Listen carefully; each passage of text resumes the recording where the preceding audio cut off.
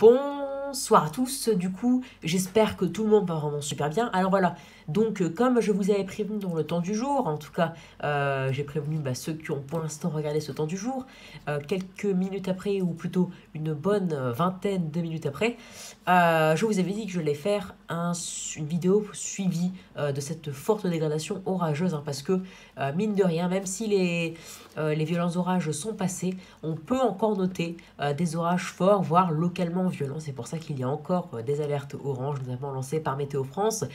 En tout cas, localement, ces orages peuvent être violents. Donc on va suivre cette dégradation. Il est 18h45, on va suivre quelques minutes et après je vais vous faire des prévisions de cette dégradation à la fin. Déjà, donc on peut voir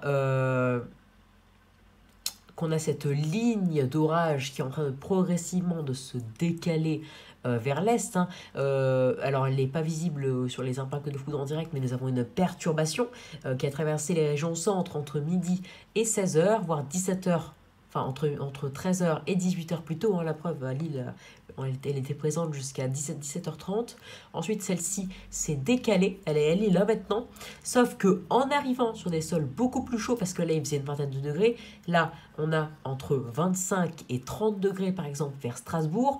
En rencontrant ces sols chauds, conflit de masse d'air, air frais océanique et air chaud qui résiste sur l'est, ça crée cette activité électrique. Donc ça nous crée ces orages. Alors là, on pourra avoir quelques orages localisés, mais la vraie dégradation avec ce conflit de masse d'air, c'est vraiment sur les régions est. Donc là, elle se cantonne, hein, entre le sud-centre et le nord-est, voire même une petite partie du centre-est. Ça se décale, ça va se décaler encore en soirée, cette perturbation, cette dégradation plutôt orageuse. En fait, c'est plus une perturbation pluie orageuse, hein, parce qu'on a des pluies souvent régulières, mais parfois qui sont encore là, et souvent ça tourne à l'orage. Hein.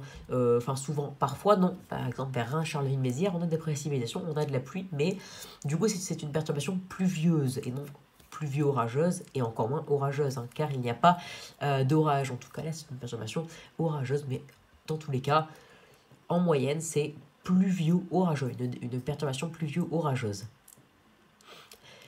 Donc voilà, on a des orages entre Firminy, Lyon, Mâcon, Chalon-sur-Saône, Dijon, Troyes, mais ça va se décaler d'ici par exemple 19-20 heures vers Saint-Didier, Chaumont, en soirée vers 21h-22h vers Vesoul, Chalon-sur-Saône, c'est déjà le cas, Lyon, c'est déjà, ça y est, ils sont déjà touchés, et en soirée vers 21h-22h ou même jusqu'à minuit 1h, Genève, Chambéry, Grenoble, donc ça va quitter la France à partir de minuit seulement, ensuite ça va... Voilà, la dégradation va progressivement s'éteindre, et d'ailleurs les orages là ne vont pas se développer davantage. On a quelques impacts d'orages isolés, on a des orages faibles à très faibles et isolés. Les orages vraiment forts, voire localement sur les plus fortes cellules violents, c'est ici. Donc on a dans les environs de 2500 impacts visibles en ce qui concerne cette dégradation orageuse. Donc prudence, sous ces orages on peut localement avoir de la grêle jusqu'à 3-4 cm de diamètre, donc c'est quand même pas mal, ça peut localement faire des dégâts. Activité électrique assez importante, hein, pas intense, le risque de foudroiement est faible, mais c'est quand même assez important. Les cumuls de pluie localement, car c'est quand même une perturbation pluvio-orageuse, peuvent atteindre 20 à 40 mm, donc c'est pas mal.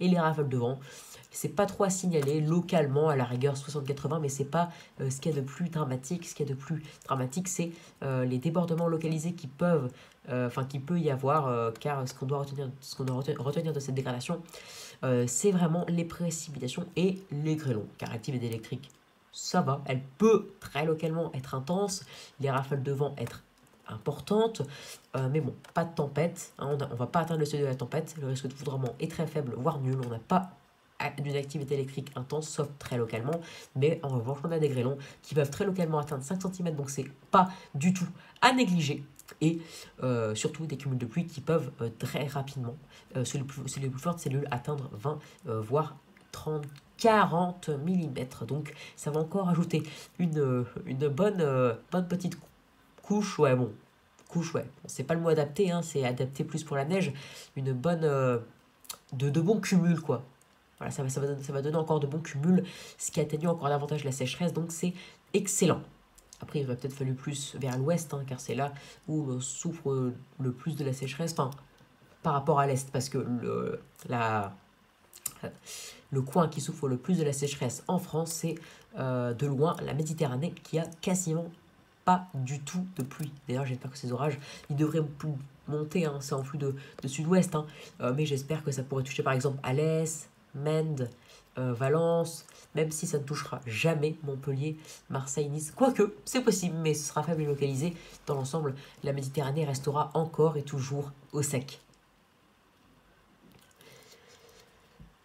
Voilà, donc même en fait, je vais même mettre dans le titre de la vidéo suivi et prévision, hein, parce que là, je vous ai fait un suivi, et là maintenant, c'est des prévisions, hein, depuis 3 minutes que je suis en train de vous faire. Donc c'est moitié suivi, moitié prévision. Donc voilà, ça va se calmer, hein, ça va commencer à bien se calmer, en tout cas sur les régions entre Reims et Alès, et plutôt Firminy, Valence, à partir de 19-20 heures, et ensuite ça va se décaler entre Luxembourg et Grenoble vers 21h, 22h, pour ensuite en moyenne être vers Haguenau, donc dans l'extrême est, jusque vers la Suisse. La Suisse est l'entrée de l'Italie. Voilà.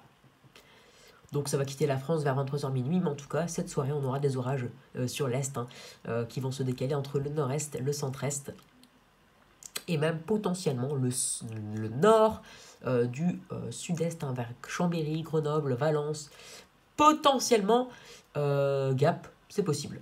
Et même Montélimar, mais en tout cas, les villes comme Montpellier, Marseille, Nice, Montaut même aussi, ça va être très compliqué, voire impossible qu'on ait des orages, et encore moins encore sauf très localisés et très faibles.